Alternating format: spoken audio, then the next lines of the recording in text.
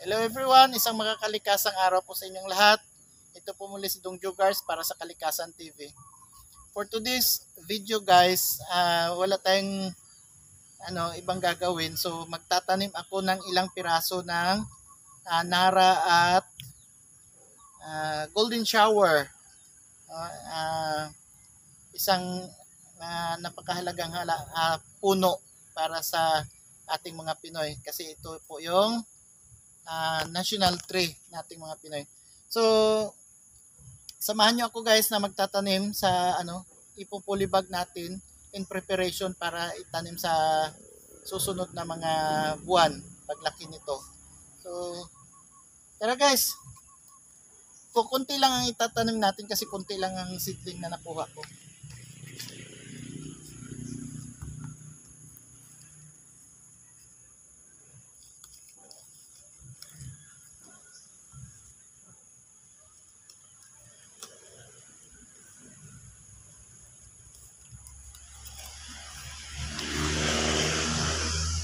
Kung nakita nyo yung mga previous kong video, ito yung natira sa sa aking nursery. Kunti lang natira kasi nasira sa sa ulan. Kasama ito ko mga kapatid sa sa aking advokasya na makapagtanim ng 1,000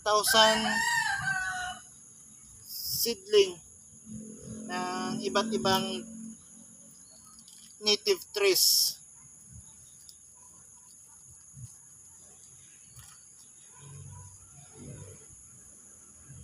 Yung iba kasi, yung dati kong tinanim na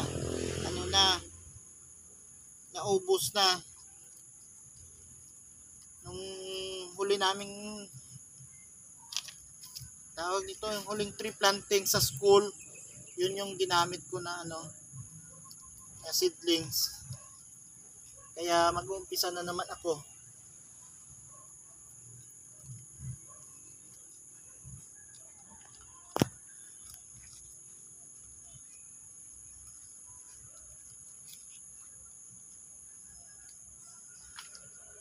Apat na piraso ang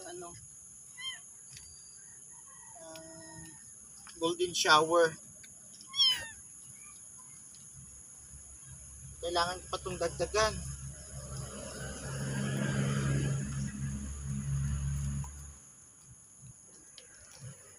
Next time, dadagdagan pati itong pulibag ko. Dadagdagan ko. Gagamitin ko na naman yung yung mga recycled material ko gaya nito. So, para bawat basura, tapos mapakinabangan natin yung mga empty wrappers ng mga iba't ibang food products. So, yun lang guys. Maraming salamat sa panonood. Sana po maging magandang halimbawa ito para sa ating mga kababayan na tayo magtanim kasi kailangan natin ang mga puno para mapanatili natin maayos ang ating kalikasan. So, maraming salamat po. Thank you and have a nice day ahead. Bye-bye!